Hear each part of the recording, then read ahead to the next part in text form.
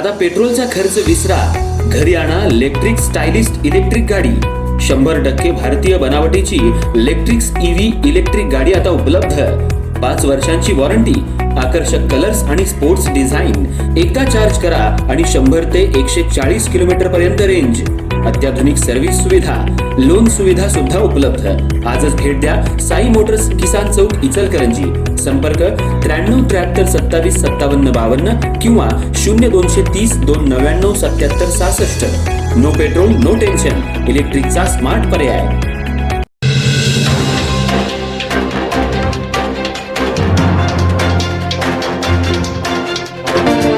जयसिंगपूर इचलकरंजी मार्गावरील यड्राव फाटा परिसरात सुरू असलेल्या रस्त्याच्या कामादरम्यान तयार करण्यात आलेल्या बायपास रस्त्यावर आज भीषण अपघात झाला। डंपरखाली सापडून दुचाकीस्वाराचा जागीच मृत्यू झाल्यानं परिसरात हळहळ व्यक्त होतीये। अपघातानंतर काही काळ वाहतूक विस्कळीत झाली होती। जयसिंगपूर इचलकरंजी रोडवरील यड्राव फाटा परिसरात सध्या रस्त्याचं काँक्रिटीकरण सुरू असल्यानं वाहतुकीसाठी पर्यायी बायपास रस्ता तयार करण्यात आलाय। या बायपास रस्त्यावरून जात असताना दुचाकीस्वार सतीश विठ्ठल शिंदे राहणार नांदणी यांचा दुर्दैवी अपघाती मृत्यू झाला।